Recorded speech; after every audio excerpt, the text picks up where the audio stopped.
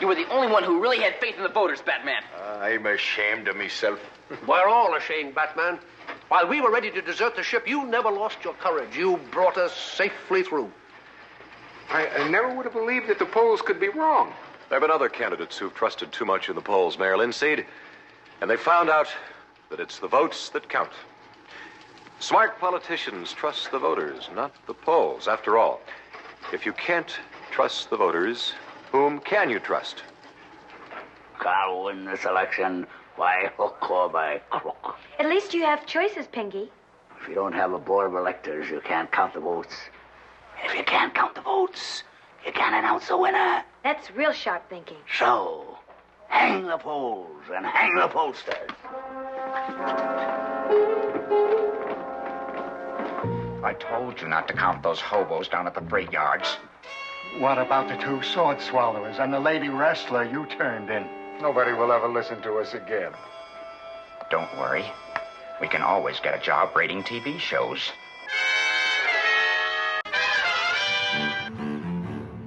The guy's done like 45 years of campaigning.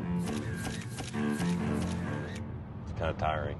People in politics, I'd say the majority of them have different metabolism. They don't need as much sleep.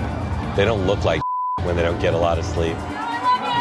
You know, point him in the direction and he goes, and with enthusiasm and verve, the guy looks like $1 million. I present to you the Vice President of the United States,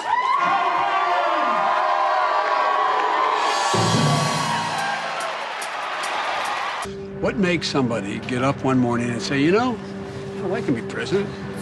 I mean, when you think about it, it is the most outrageous thing that anyone could think about. I can govern the free world, man. I can be the leader of the free world. I think the most important thing it takes is that you actually really know what you want to do and you believe you can do it.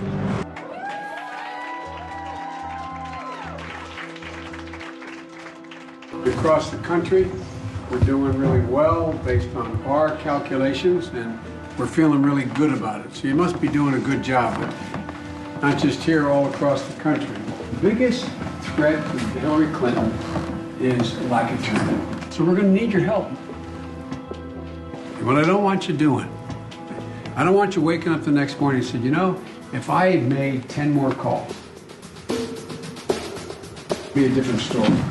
I know I'm always referred to as middle-class Joe. In Washington, that's not meant as a compliment. It means that I am not sophisticated.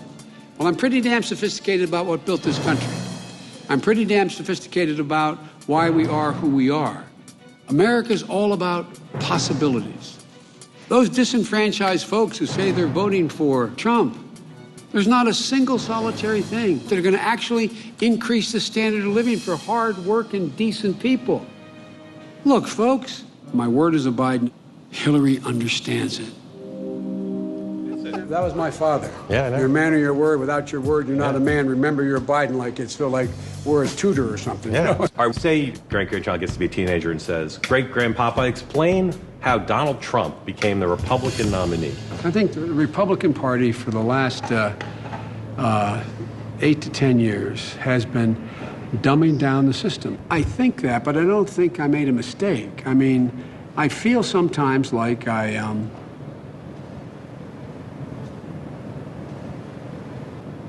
I feel sometimes like I let my son down in not running. But the flip of that is, you know, like I said before, and I really mean it, no one should run unless they are ready to give their whole heart and soul to this and they feel emotionally completely in control of themselves and their family. And I think this would have been a very, very difficult race from the primary through the general election. I mean, I remember when some folks thought I was going to run, and I started seeing articles that Joe Biden's running and going to say he's doing it because he's taking advantage of his son's death. You know, there was no way I could put my family through it, let alone me. So I don't regret that. I don't think I made the wrong decision. But I'm going to be blunt about it. I think there are certain things at this moment in our history that I was pretty, not uniquely, but pretty well suited to deal with. Mainly, and whomever's the next president is going to have an overwhelming difficulty bringing the country together and the parties together. That's something I've been relatively good at. Ladies and gentlemen, live from the Steiner Resort in Pine Woods, New York, Mr. Wide World of News, Mark Upper.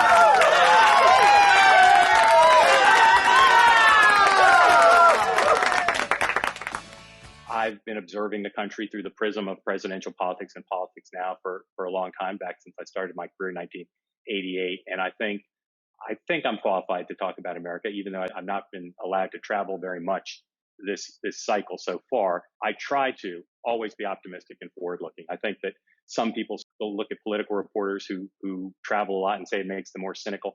It's only made me more idealistic and given me the desire to be part of trying to figure out where we can go with this country to be in a more optimistic direction. Two things happened in 2020 in politics, not the pandemic, not the economic crisis, but two things happened in politics that I think left some people a little bit confused and in some cases upset. One is for Biden supporters, Donald Trump just got 73 million votes. That's a lot and more than a lot of people expected he would get. And then second is the Democratic Party almost nominated a socialist as their presidential nominee. And that's something that a lot of people thought was extremely perilous, dangerous, and they were concerned that that would lead to Donald Trump being reelected. So I want to talk about the country, as I said, and then I'll move to talk about the Democrats and then the Republicans.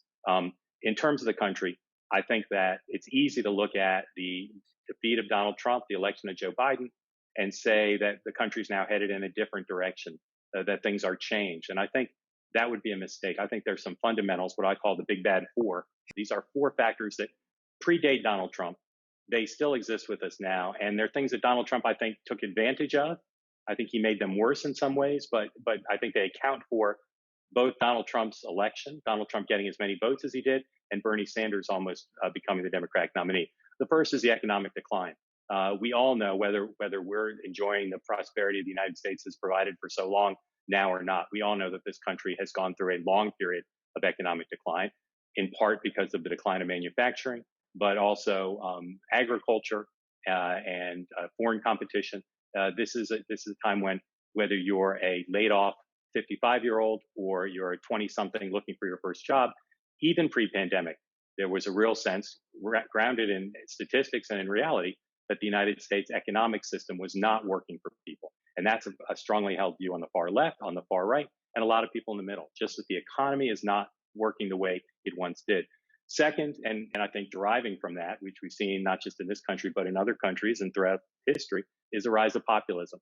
A populism which can be positive. We all know that there's aspects of populism that are good, but this is an angry populism, an anti-establishment populism, a populism that says we need change and we need it now, and that the elites that are in charge have done damage to the United States and are in part responsible for the decline in the economy. The third big bad thing, I think, is the absence of meaning in people's lives. People feeling disconnected from their communities, in some cases even from their own families, and looking for meaning, whether they get it through media, whether they get it through politics, but a real absence of people feeling connected to society and absence of meaning. And then finally, the one that probably gets as much attention as any of the four is the polarization and the partisanship.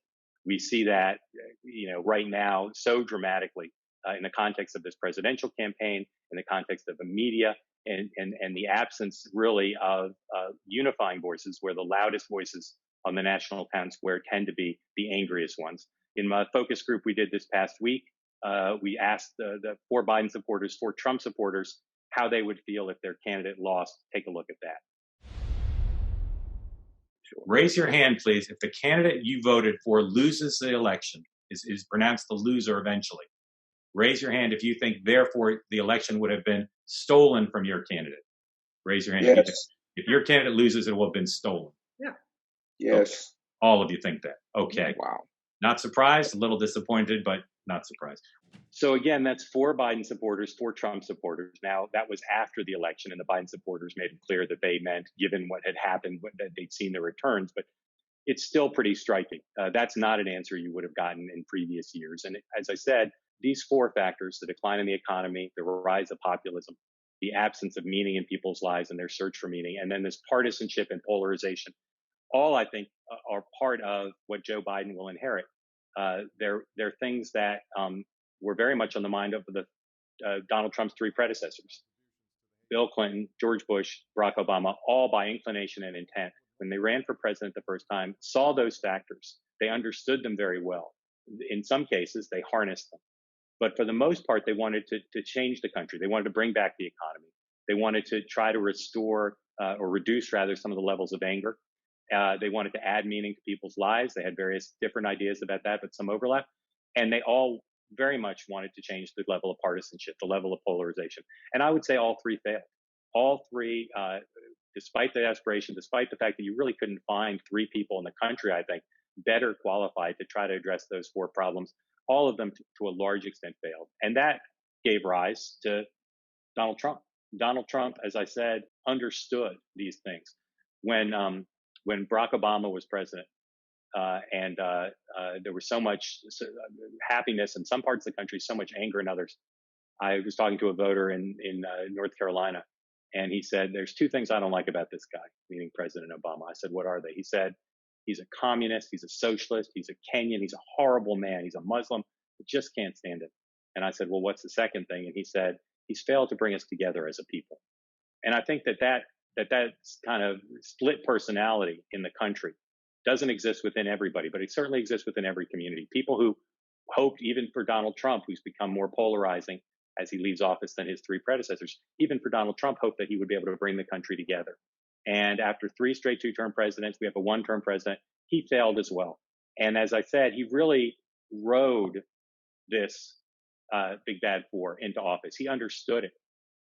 He really was someone who recognized that if people want to burn the place down, the person to be is the chief arsonist. And that's what he was. And make no mistake, that desire to change the status quo, no jobs, no meaning, polarization, and this real fiery populism, that is just as true as for the Tea Party movement as it is for Black Lives Matter on the far left and the far right. A higher percentage of the country than I think a lot of people in the establishment still to this day understand.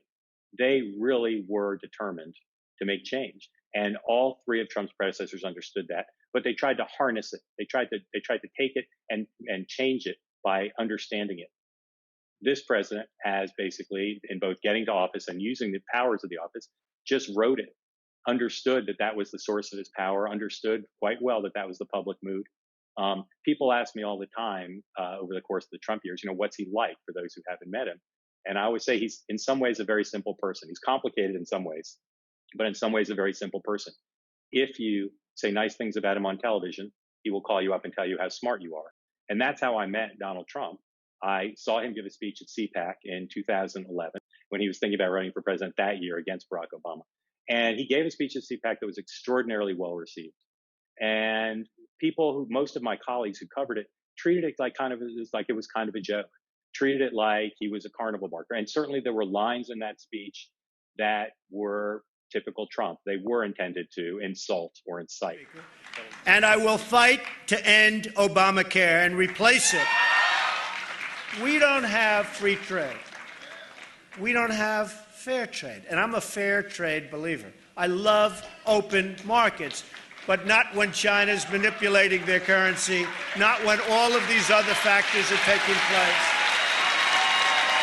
We are rebuilding China. We're rebuilding China. You go to China right now, they're building the biggest airports in the world, the greatest airports, the best everything. And they're doing it because we buy so much of their product. And the reason we buy their product is because their currency is so low, and they have it artificially so low, that it makes it almost impossible for our companies to compete. Now, I'll tell you the one thing that's very important. Our companies make a better product. That's very important to know. We make a better product. I wish there was a candidate that I saw that would be fantastic, because I love what I'm doing. In fact, I have a great club that's 15 minutes away. By the way, Ron Paul cannot get elected, I'm sorry to tell you.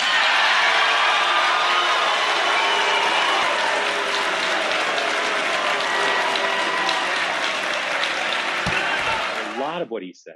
And the reaction it got from the crowd, I saw as quite powerful. CPAC, as many of you know, is an annual event where a lot of people thinking of running for the Republican presidential nomination show up to talk. And Trump had the best received speech. And so I went on television and I said, not only was it well received, but focus on what he said. The themes he talked about, the substantive ones, apart from the insults, were things that everyone listening here would soon hear and would understand to be part of Donald Trump's appeal. Trade, China, the establishment, the importance of shaking up how things are going in Washington, the long-term decline of the American economy and his claim that he could turn that around. Donald Trump understood a lot about what was going on in America. And as I said, he gave people the impression that he was going to fix it. When he talked about change, he talked about it in a fiery and aggressive way. He was a populist all the way back to 2011. And then when he ran in 2015, 2016, same thing. And even as he served in office, you may not like his policies. You may not like how he took advantage of the big bad four, but you shouldn't doubt the fact that A, he understood it, and B, those sentiments are alive right now. Joe Biden, I would tell you, and sort of my central point for the evening, Joe Biden is the opposite of someone like Donald Trump, someone who speaks with passion and understanding about the big bad four. He is as about as establishment a figure as one could imagine. And the great irony to me is a guy who is so pro-establishment, such a creature of the establishment, has been elected at a time when the big bad four are just as raging now as they were when Bill Clinton took office, when George Bush took office, Barack Obama, and Donald Trump. Joe Biden is not someone who is a populist. Joe Biden is not someone who I believe has ever talked about the economy in a way that is fundamental to understanding the transformation into the post-industrial age, into the information age. Joe Biden is not someone who people think of as necessarily understanding why people don't find meaning in their lives or giving them a sense of meaning. And finally, I would say Joe Biden doesn't really talk very much or seem to have much of a feel for the real dangers of the partisanship and the polarization, not just in politics, but in media. And of all the people to get elected, you think about his four predecessors, Trump, Obama, Bush, Clinton, all of those guys ran as outsiders. The one modern exception really is George H.W. Bush. He's very much like Biden, a very similar resume, former 8-year vice president, a former member of Congress. Bush had also had experience with national security and foreign policy as Joe Biden did. Very similar resumes. And he ran pretty much as Joe Biden did, as someone who knew how to work the levers of government. But if you go back before that, Reagan, Carter, I would argue to some extent, even Nixon, even Johnson, Kennedy, Eisenhower, all of them were to some extent outsiders, not necessarily populists, but they didn't run as creatures of Washington. And that's what Joe Biden largely ran as. And so that to me is the environment. You can think about Joe Biden's challenge in dealing with the pandemic for sure. You can think about his challenge in dealing with the economic fallout of the pandemic. But to me, the biggest challenge he faces, and the one both biographically and in terms of knowledge, I think, as well as instinct, he may be least equipped to do, is to understand the big bad four and to try to figure out how to address it. Because while we could have a successful country in the abstract without meeting those challenges and addressing them, I think it'll be super difficult. Gridlock in Washington, and a sense of alienation from our big institutions, from big government, from big media, from big tech. No, there's no denying that part of why people went to Trump rallies, part of why people went to Sanders rallies, is they wanted to feel like something bigger than themselves. And those events did that for them.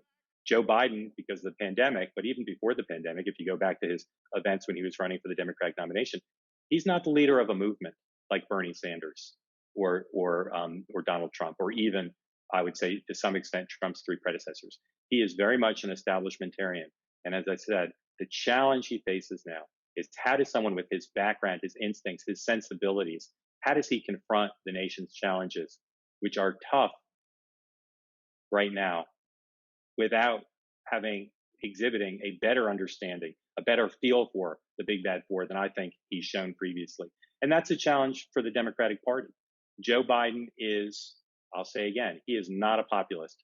In preparation for tonight, we looked for what we thought would be sort of his most fiery populist moment as a presidential candidate, and this is what we came up with. Folks, this election is a choice between Scranton and Park Avenue values, between Cleveland and Park Avenue balance. But it's also about something deeper. Can these parents look their kids in the eye and say, honey, everything's going to be okay? I'll fight for American jobs with the dignity of work and make the wealthy and corporations begin to pay their fair share. I'll protect your right to health care and build on and improve the Affordable Care Act. And I'll always tell you the truth. I'll always care about you whether you vote for me or not. If elected, I'm not going to be a Democratic president. I'm going to be an American president. Whether you voted for me or not, I'm going to be your president. And I'll never forget the people, the working people of this country, because that's what I come from. Now, you might think that's a man who's fired up and ready to go, but I would tell you that that sounded to my ear, compared to some recent political leaders in this country, to be a little bit rote. And because Joe Biden faced very few tough questions during this campaign, there are a lot of things related to the Big Bad Four that I, as someone who's covered him now for more than 2 decades, I have no idea where Joe Biden stands in his head and in his heart. What does he really think about Facebook and the power of social media? What does he really think about the connection between international trade deals and the loss of manufacturing jobs in the United States? What does he really feel about the way to restore meaning to people's lives in this country?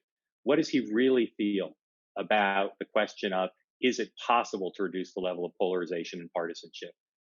He talks about wanting to be president for all the people. He talks about wanting to reach out to people who didn't vote for him. But could he really go and talk to Trump supporters and understand them? Does he really have a feel for that? Very few people in his party do, in my experience. It's not an easy thing to come up with. But there are plenty of people around Joe Biden who think that Hillary Clinton's description of Trump supporters as deplorables is way too nice. There are plenty of people around Joe Biden who basically want to write off the 73 million or so people. There are plenty of people around Joe Biden who want to go after Facebook. There are plenty of people around Joe Biden who think we're not going to have manufacturing jobs in this country anymore, and we better figure out a way around that. I don't know where Joe Biden stands on these things, and I think we're about to find out in a very tough environment for his party. I don't think it's likely that they'll hold the 2 Senate seats in Georgia. And if they don't, I think it's going to be quite a challenge for him to govern. He's got an incredible heart. He has a real understanding of Washington circa 1982. Does he have a real understanding of Washington circa 2021? I really don't know. But I can tell you that nothing he had to go through to attain the presidency, I think, showed us or showed him his capacity to address the Big Bad Four. Finally, I'll just talk about the Republicans and where they go now. It all will continue to revolve around Donald Trump until it doesn't. I see no reason to think that he won't keep open the possibility of running in 4 years. I continue to believe that we just don't know how big a variable the prospect of prosecution, indictment, and prosecution weighs in his mind, how likely it is. But if he's able to avoid that somehow, in terms of federal prosecution and state prosecution, then I think that the Republican Party is going to be, as we've already seen in this transition period, loath to cross him. People ask me again all the time about Donald Trump. What do Republicans really think about him in private? What do Republicans who support him in public, what do they say about him privately? And I pretty much give the same answer, which is all you have to do is listen closely. Listen to what some of them said 4 years ago. Donald Trump is a jerk. Thank you. So he's doing this to inflame and to incite and to draw attention, which seems to be his organizing principle of his campaign. You cannot insult your way to the presidency. You can't disparage women, Hispanics, disabled people. Who is he kidding? I think really there's a sophomore quality that is entertaining about Mr. Trump. But I am worried. I'm very concerned about having him in charge of the nuclear weapons, because I think his response, his visceral response to attack people on their appearance, short, tall, fat, ugly. My goodness, that happened in junior high. Are we not way above that? Would we not all be worried to have someone like that in charge of the nuclear arsenal? And my concern is that he would grab up that power and really treat the country as sort of his little bully fiefdom. But I think eventually it's going to wear thin. All this sort of false bravado and all this bluster. I mean, aren't people eventually going to say, does the emperor have any clothes, or does the emperor have a brain, frankly? I mean, people are going to finally say, say, what is he really saying when he says, well, I must be smart because I'm rich? Is that really a logical statement to make? Are we really going to accept that? Donald Trump has created a toxic environment. He offers a barking carnival act that can best be described as Trumpism. A toxic mix of demagoguery and mean-spiritedness and nonsense that will lead the Republican Party to perdition if pursued. Across the country, I'm going to tell you what I really think of Donald Trump. This man is a pathological liar. He doesn't know the difference between truth and lies. He lies practically every word that comes out of his mouth. And in a pattern that I think is straight out of a psychology textbook, his response is to accuse everybody else of lying. He accuses everybody on that debate stage of lying.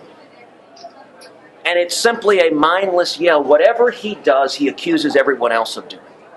The man cannot tell the truth, but he combines it with being a narcissist. A narcissist at a level I don't think this country's ever seen. Now, you might say that those are people who were running against him and they just said what they needed to do to beat him. I would tell you that back then and through the entire Trump presidency, that's what most Republican elected officials, most Republican strategists, most Republican donors, and certainly almost everyone who's ever done business with Donald Trump thinks about him. And yet they basically let him be the leader of the Republican Party. They just let him pick the next chair of the National Party. He's almost certainly going to stay on his chair. He continues to control the Republican Party. And I would say, when people say, how could that be?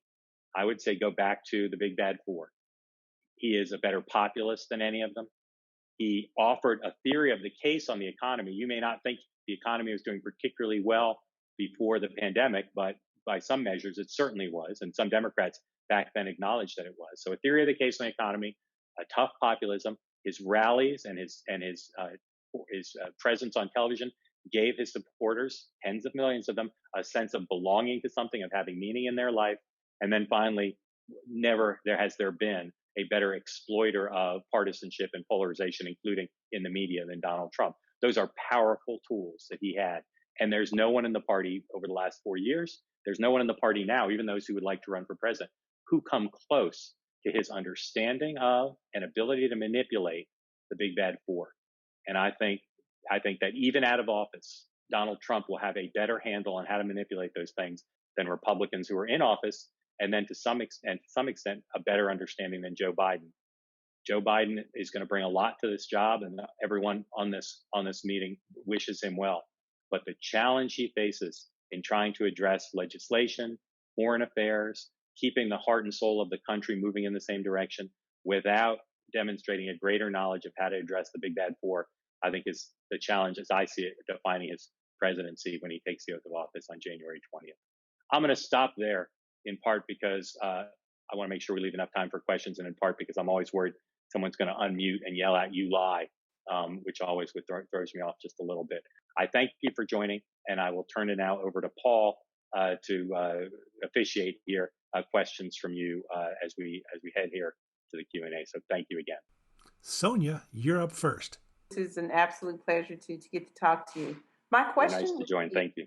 Thank you. My question would be more towards white evangelical Christians and their seemingly hypocrisy when it seems to me that they really care about the unborn, but the rest of the lives don't matter to them. So they don't care about the Affordable Care Act or health care for everyone.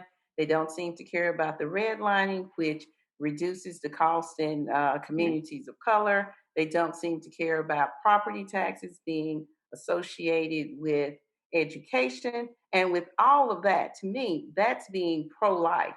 So talk to us about why evangelicals get stuck on one thing and why they're always saying Dems are baby killers when we're just saying, hey, give people a choice. Let that be between them and God.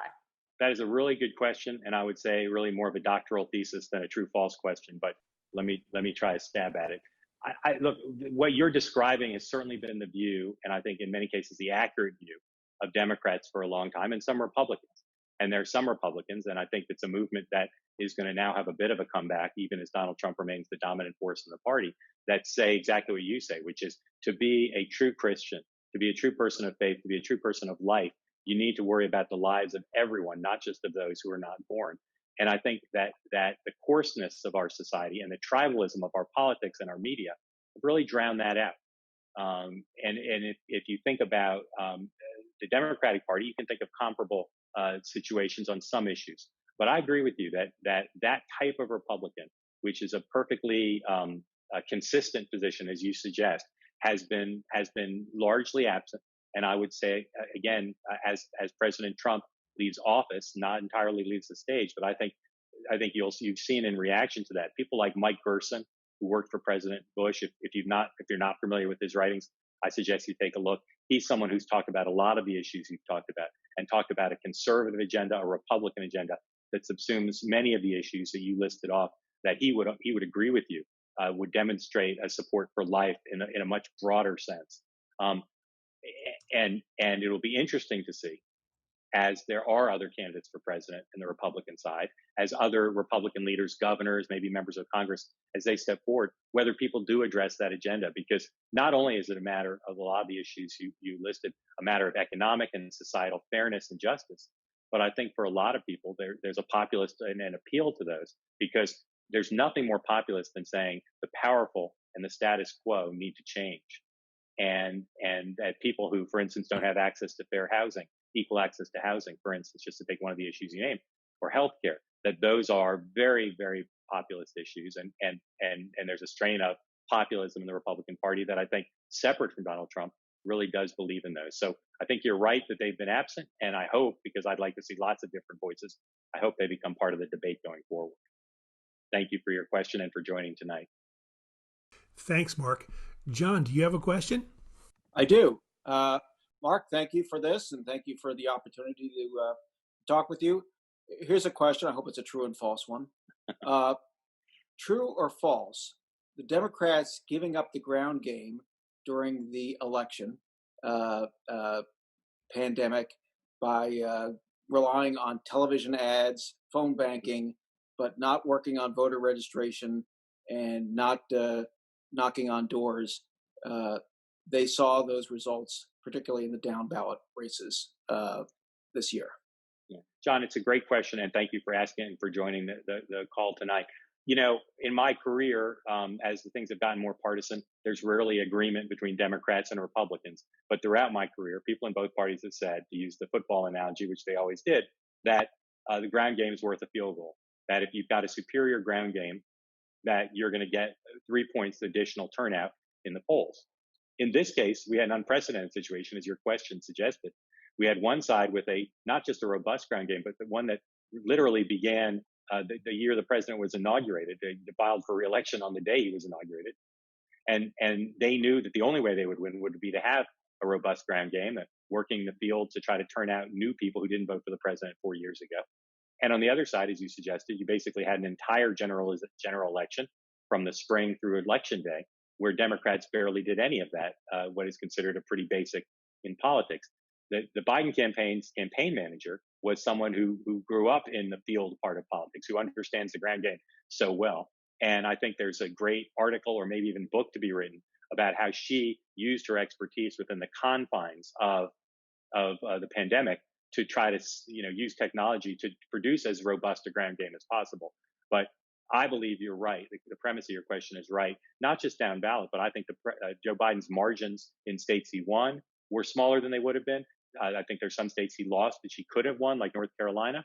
And if Democrats had lost this race at the presidential level, there would have been a lot of second guessing on that point, I think, as much as any other, because there were ways to try to have a field operation and still follow the advisories of the medical community.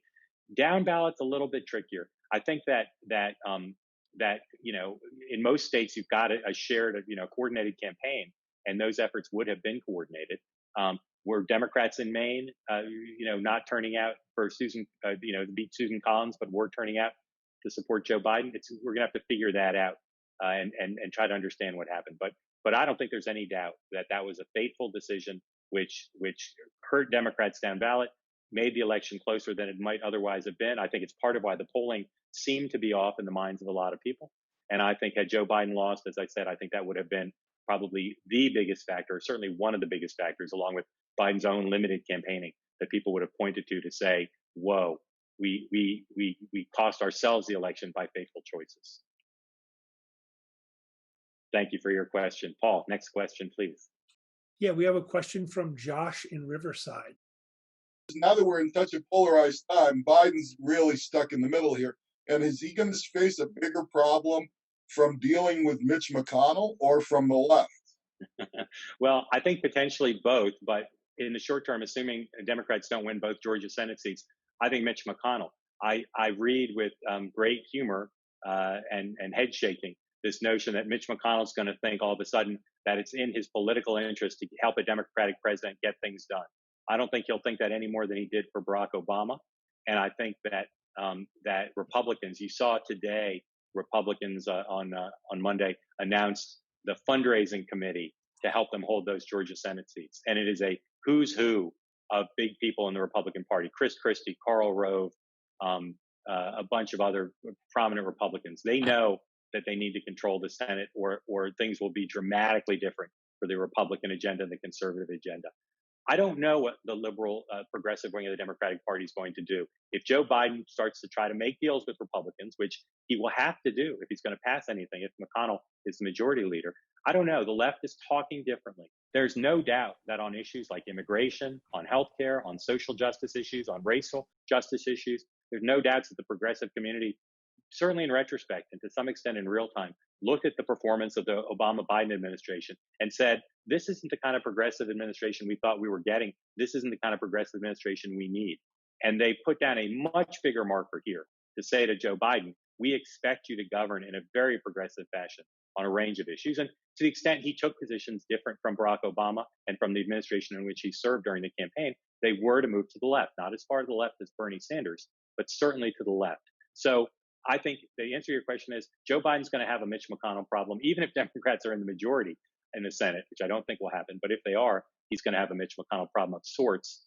If McConnell's in the majority, that'll be a bigger problem for him. How big a problem progressives on the left will be, I don't know. I know what they say they're going to do, but I also know, again, how tribal our politics is.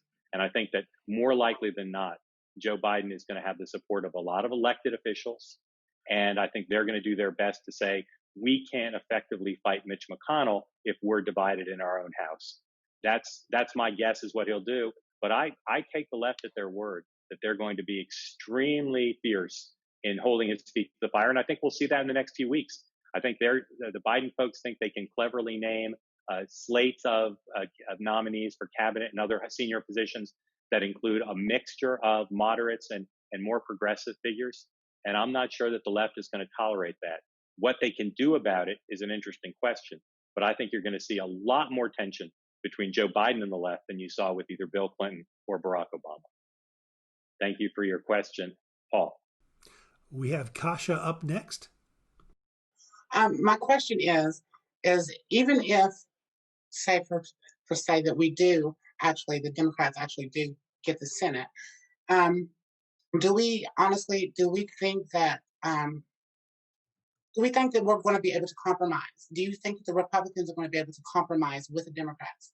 I mean, they say one thing and then they do another. I just want to know why everyone expects the Democrats to compromise, but the Republicans are not willing to do so. Right. Well, I think in general, you're not going to find a more uncompromising figure than Mitch McConnell in either party. And I think McConnell's staff would tell you that, and they would tell you that proudly. Joe Biden does have a history of working with Mitch McConnell during the Obama years. He was on several high-profile occasions sent to Capitol Hill to work with McConnell on a deal. I think people overstate their actual friendship. I don't think they have a friendship. I think they have an understanding, and they have in the past. I will tell you that if you go back just a few weeks ago, Republicans were offering to do a stimulus, pandemic relief measure that basically had all the things the two sides agreed on, plus some of the things the Democrats wanted, and some of the things the Republicans wanted. But largely they were saying, let's pass the things we agree on. And Nancy Pelosi would not compromise on that. Over the years, we've seen times where I think an immigration deal was possible, but it's Democrats who said, no, we're not going to compromise. So I don't think it's accurate to say that Democrats are the ones who always are willing to compromise. But again, I'll say Mitch McConnell is certainly as uncompromising a figure as you'll find. That is part of the challenge. And it's part of what comes directly out of the big bad four. It's tougher to compromise during difficult economic times.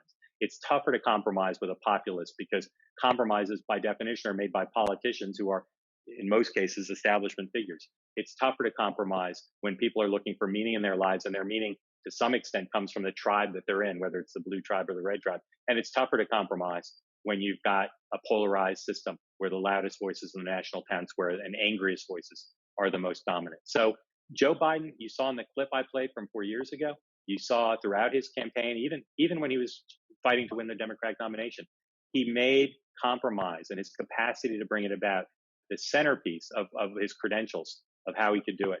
But I think it's going to be a real challenge. I hope I'm wrong. I hope it turns out to be super easy, but it's going to be difficult. And McConnell is very good at figuring out where can he stand, where can he plant the flag to say, I'm where the American people are. And I think to some extent he did that on his final bid in the fall over coronavirus relief measures.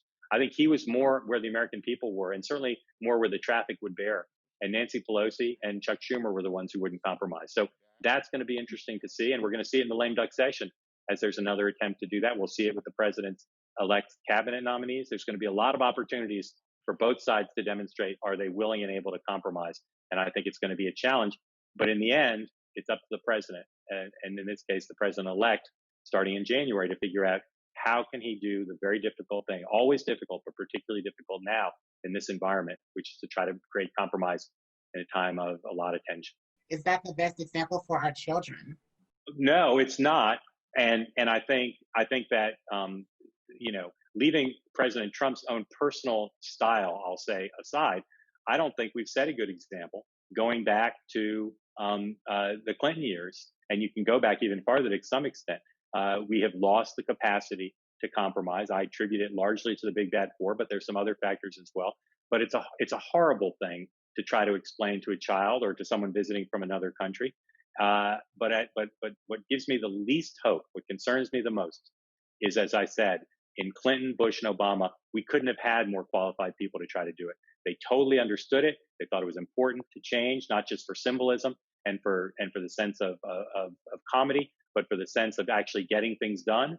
And each of them failed largely. They had some successful moments, but each of them, to a large extent, failed. So no, I don't think it's great for our children. I think it'll be difficult for our children and our grandchildren to explain it to future generations and to each other of how a country facing a pandemic, pretty broad agreement about, for instance, on policing reform, and how there was no barriers except for human barriers to passing legislation that would help the real lives of real people, and we failed to do it. I don't think that's a great example for our children. As I said, I think it's going to be hard to explain to future generations. Thank you for your question. Appreciate it. Paul. Thanks, Mark. We've got a question from John. Yes, Mark, we have obviously been discussing as a country since the election, quote, how polling has, quote, failed once again, although we must note that the polling on the national race seemed to be rather accurate. There were a number of great many discrepancies between what the polling results forecasts were and the results were. So I was wondering, in short, to make my question short, if you could comment on what you think the future of polling is, what remedies may or may not be implementable to improve the outlook for better forecasting in the future. Thank you. Yeah. Thank you for the question. I appreciate it. I'm a little bit of an outlier on this question, as I was 4 years ago. I don't think the polling was that wrong 4 years ago, and I don't think it was that wrong this time. I think what was wrong was people's reading of the polls. Now, it is the case, and this is somewhat at odds with my central point, but the polls are cheaper than they used to be. They're done in an inexpensive way. It's more difficult to poll now than it's been in the past. People who are serious about polling, particularly in individual states like Wisconsin, like Florida, they should scrap national polls and they should put more money into doing larger sample state polls. But here's why I think the polls were more misread than misdone. If you look at the end of the election, not the snapshot 3 weeks out, but the trend lines of where the valuable polls were. Not every poll that gets done and averaged by these sites that average polls, but polls with credible methodology. You take my 3-point field goal for the Trump ground game. You take the reality that it's very difficult to find likely voters if they're first-time voters. Not impossible, but it's difficult. And so if you said, well, a lot of Trump support is going to come from first-time voters who may not show up in likely voter polls in screens. If you take that 3 points, and if you take the reality that these polls have pretty big margins of error, the polls weren't that off, even in individual states. And I could walk you through, the 10 or so states that most mattered in the outcome that were most closely watched. And in all but 1 or 2 cases, I would argue that if you read the polls in a sophisticated way, if you only looked at the ones that were done with good methodology, they just weren't that off.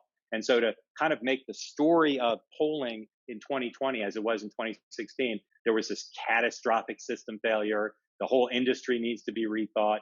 I just don't think that's the right lesson. I do think, as I suggested, it needs to be rethought. They need to spend more money, fewer national polls, more state polls, longer questionnaires, a better feel for the electorate in each individual state. I think all those things would produce better polls and better crosstabs, better demographic and geographic data. But in terms of just the horse race, go look at the final polls that were done in a sophisticated way. Think about that 3-point field goal. Think about the margin of error. They just weren't that off. And I think to create this notion that all these pollsters need to go back and rethink everything, I just don't think it's right. And I know I'm a pretty lonely voice with that position, but it was my position 4 years ago, and I'm sticking to it for another 4 years. Thank you. Paul, have time for a couple more, please. Great. We've got Ray with a question. Here is my true-false question for you. Going after Trump's taxes and anything else the Democrats would like to extract their pound of flesh for will hurt the Democrats more than it will help them. Whew. I don't think there's a good answer I can give to that one, even if I just stick with true or false. I get the point of your question, and I think that there's a part of me that says there's nothing more important for the country now in terms of not politics, not what to discuss on cable news, not what to write in my newsletter, but in terms of addressing the pandemic, racial justice, the economy. There's nothing more important than getting as high a percentage of the 73 million people who voted for the president to accept the fact that Joe Biden won and to be open to his agenda. I think that's really what I think the most important thing. And I think continuing to try to put Donald Trump in media or actual prison probably doesn't further that important aim. At the same time, I think that it's important to go back to setting example for our children. At the same time, if someone's committed crimes, if someone who's been president has committed crimes, to just walk away and drop it, I think is not a great thing either. So I would say, as a matter of public policy, I count myself as torn on that question. Unfortunately, I don't think it's going to be up to Ray and Mark. I think it's going to be up to partisan Democrats who are going to do it.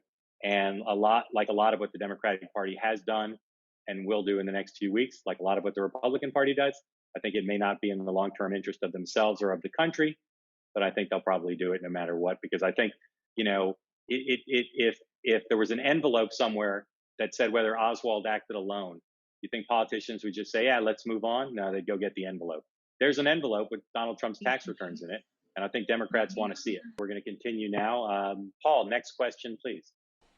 Thanks, Mark. Ford, are you ready with your question? You bet, Mark. I'm here in deep red Texas. Houston, where I live, is not quite as red as it used to be, but nevertheless, Donald Trump, of course, is already teasing running in 2024 and wants to freeze, I'm sure, the field for the Republican nomination. I'll give this to you in true or false. Marco Rubio, Tom Cotton, Nikki Haley, or somebody else will say, nope, I'm not freezing my candidacy. I'm running. I can't wait until 2028. That is, I think, a hugely important and interesting question. And I think that it's going to depend on what exactly Trump does. I'll tell you what I picked up in the last couple days, as it's appeared to most people in Republican politics, that the president is going to freeze the field to some extent. I normally try to shy away from all sports metaphors. I already used a football one, but since you're a Texan, I feel it's okay. I think some of the candidates and would-be candidates are relieved, because I think Tom Cotton in particular, Ted Cruz in particular, were going to be and may still be super aggressive. You saw them in Iowa.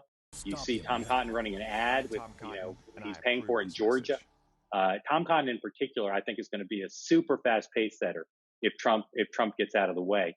And I think some people like a Nikki Haley, like a Governor DeSantis, maybe like your governor in Texas, who want to think about running, but they don't think, right now that they want to start raising money or going to Iowa, New Hampshire, and South Carolina.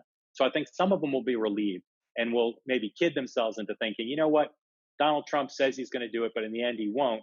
So there'll be room. And in fact, it might be good because he's going to kind of freeze things a little bit. They may be kidding themselves because I think Donald Trump's, more likely to run than not at this point, but he could have legal trouble. He could decide, there are other things he'd rather do. But right now, I think you named two of the three who I think are the most well-positioned: Tom Cotton, Ted Cruz, Marco Rubio. I forget, you named one of the other two. I think Nikki those Haley. two right now are the ones who I think have the most support. If you think about, again, their fingertip deal for the Big Bad Four, their relationship with both grassroots and potentially bundling donors, I think those three have a leg up right now. But there's 18 other names that are not too far behind them. I don't think any of them are prohibitive favorite. For years in the Republican Party, if you wanted to be the presidential nominee, you had to be one of three things. You had to be the incumbent or former vice president. You had to be the person who finished second in the previous round, or you had to have the last name Bush. Trump broke the mold on that. And so now we don't know what is the path to the Republican nomination. Is it through reality TV? Is it through populism? Is it through anger? Is it through appearing over and over on conservative cable TV? We just don't know right now because Trump has so changed the game of how people conceive of the Republican Party. But I think that if he's being aggressive, if he's out there basically saying, I'm the president in exile, I'm going to run, to go to the heart of your question, I don't know that anybody will challenge him directly. But I think it's relatively easy because you've got governor's races. New Hampshire has a governor's race every 2 years. It's the only state with 2-year terms, or one of two states with 2-year terms. So you can go to New Hampshire and campaign. There's a Senate race there as well, I believe. You can go to Iowa and campaign. There's a governor's race. So I think you'll see people be active, but maybe not being totally genuine about their motives. But for a lot of them, I do think he'll freeze the field. And to have his handpicked person at the RNC, which controls so much of the apparatus in the early parts of the quadrennial cycle, I think it's a big advantage. And I think the person who it freezes, of course, most of all is Mike Pence, who would like to run. But as long as Trump's making noises, I don't see that happening at all. Thank you for the question. I appreciate it. You bet. Craig, fire away with your question. The question that I would have, it's a two-parter. One being, hopefully soon, after we get past make transition past pandemic, what degree of Biden's presidency will be guided towards what he wants to do versus laying the groundwork for the future? Mm-hmm. Because, for all intents and purposes, I don't think anyone's under any misconception that he's most likely a one-term president, just based on age. How much of it is doing what he wants versus kind of, again, laying the groundwork for the future and whoever comes after. And then the other is the over-under for the Georgia race, 500 million? Well, I'll take the second one first. There's only so many dollar bills you can squeeze into a 1.5 month bag. So I don't think money will be a problem on the Republican side. The Democrats are suffering a little bit of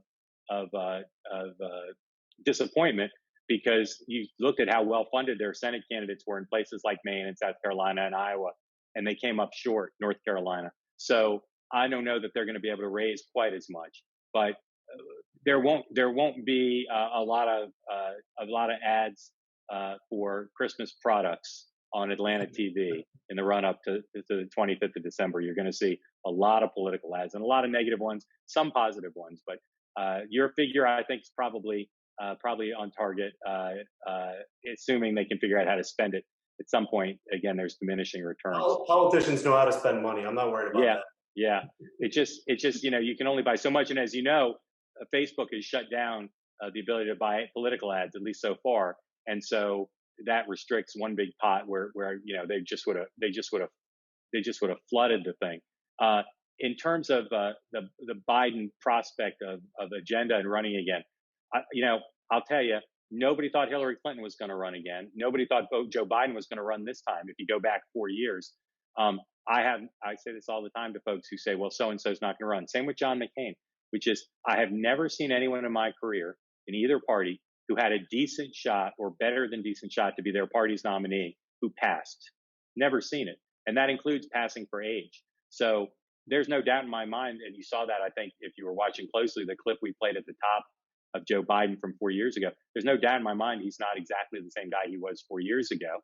But that's not to say that he won't be in a strong enough position physically, mentally, and politically to run in 4 years. And if his sister, who's his closest political advisor, said the other day, well, he's gonna, he'll run again if he plans to run again. That may just be something to say. And Biden's smart enough to know that if he declares that he's a lame duck at any point, that's going to diminish his influence. There's a school of thought, and McCain toyed with this when he thought about declaring that he would be a one-term president if he won in 2008. There's a school of thought that says, well, if you say you're a lame duck, you're liberated and you can make deals with people. Most people I know in politics don't think that's true. They think, there's a reason why lame ducks are called lame ducks. And so what I could easily see happening is Joe Biden keeps up what people treat as a pretense for 4 years. Yeah, I'm going to run again. Yeah, I'm going to run again. And it doesn't even have to be for 4 years. We get past the 2022 midterms. If things are going well, he's not going to then at that point say, well, now I'm a lame duck. I think he's going to keep up the pretense and say, well, if I have every intention of running again. And at some point that becomes a self-fulfilling prophecy, because as long as he doesn't take himself out, I don't think anybody's going to challenge him. And like I said, I think it's going to be politically unwise in the view of his team to say he's a lame duck.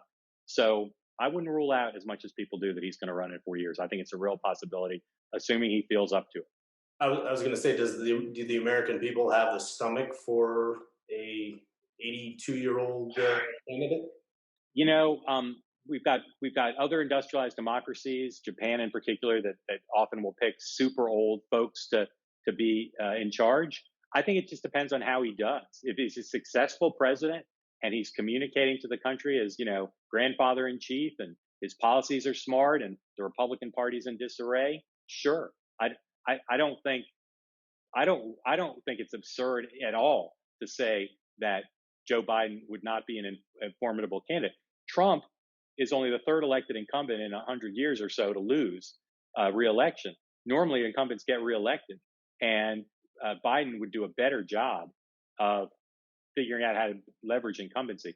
I talked to a lot of Democrats who say if Trump had done 4 minor things differently, he probably would have won, even with the pandemic. So he really gave away the benefits of incumbency by mismanaging the pandemic, amongst other things, and alienating suburban voters amongst in other ways, some by the same action. So I think if Biden does a good job, doesn't require vast imagination for me to see him running again in 4 years and winning. All right. Thank you. Thank you, Paul. Pat, you're a go with Mark. Hello, Mark. This is Pat Lynch from Georgia. And great to see you, Pat, center of the universe. Yeah, that's exactly. I want to ask you a prediction for the 2 Senate races. I mean, so much matters on that, and you kind of hinted that the Dems won't carry both. So I want to hear your thinking on that. Yeah, I mean, my view of how uphill it'll be for Democrats is based on 3 things primarily. One is the history of runoffs in Georgia, as you know, and most people here know. Republicans just do well in runoffs, right. And I'd add to that as reason 1 is the recent history of statewide. You haven't elected very many Democrats statewide in Georgia in a good long time, so that's 1. 2 is, the Republican candidates want their national leaders, including the president, to come in. Right. They just do. You don't hear a lot of Democrats clamoring for Joe Biden to come in. Mm-hmm. And there's all sorts of reasons for that, but I don't think they speak well of the Democratic Party's chances of holding these seats. Mm-hmm. And then the last thing is, I don't think the 2 Democratic candidates have been superstar candidates. Yeah. I think they've been good. My general rule throughout my career in evaluating Senate races has been to say that an incumbent candidate of either party who's well funded and runs aggressively Right. almost never loses to even an A candidate, almost never. And if it's a B or C candidate, they never lose. And that's why I was much more bullish on the Republicans' chances this cycle, because I looked at Tillis in North Carolina, Collins in Maine, Ernst in Iowa. And Cornyn in Texas. Yeah. They were well-funded candidates who raised a lot of money and didn't take anything for granted. And were fits with the state. They're not out of step with their states. I'd say the two Republicans are not great candidates. Yeah. And that's the main reason I think they might lose. I could see either one of them making a big mistake. They're not great candidates, but they are incumbents. One's an appointed, as you know, one's elected. But I just don't see how two, I'll be generous and say they're B candidates, but I think one of them at least is a C candidate. I just don't see how two weak, challenging candidates are going to be two Southern Republican candidates when the Republican Party is all hands on deck. And if there was a chance right now that Republicans thought they would lose this, Mitch McConnell would be, looking a little bit more upset than he looks. So I don't know too many Democrats. In fact, I only know one that I know of who thinks the Democrats are going to win them both. Yeah. So that's the sum total of my reporting. Like I said, the escape hatch I'm giving myself is if either of these Republicans, because now they're so tied together because they're campaigning together, but if either of them make a colossal error, and I could see it happening, then I think they can be beaten. But if they play it safe, and you saw, they're not keen on debating. They're keen on appearing at big rallies with prominent national figures. If they keep that up, I think they'll probably win them both. And I think that most Democrats I know think that as well. Was it a big enough error when they attacked the Secretary of State, and wanted him to resign? Fellow Republican. Yeah, I mean, I know the national media didn't like that. Yeah. Georgia didn't matter. Yeah. Yeah, I mean, what makes you say Georgia didn't like it? No, Georgia, it didn't matter that much. Yeah, actually, it's inside baseball for most Georgia voters, I think. And look, in a traditional runoff, and the reason why Republicans tend to win runoffs in the South, it's a turnout for the base, and I think they did that primarily to get the president on their side. And Democrats said about all these down ballot races, if we have record turnout, we're going to win. And they did in a few places, but for the most part, they didn't. So I don't think calling for the resignation of a Republican Secretary of State matters to anybody but the president and some activists. And right now, that's who they want on their side. The minute you hear either of the Democratic candidates say, we want Joe Biden here, I'll revise and extend my remarks. But right now, they don't seem to want him there, and that tells me something. All right, thanks. Okay, thank you. Yeah. Thank you all. Sorry about those who didn't get their questions in. I know some of you are pretty regular email correspondents of mine, so I'll expect an email with your question by the time I get back to my laptop. But thank you all again for joining us. We appreciate it. I hope you enjoyed participating in this town hall, and we hope if we do more, you'll join us for those as well. Thank you very much, and good night.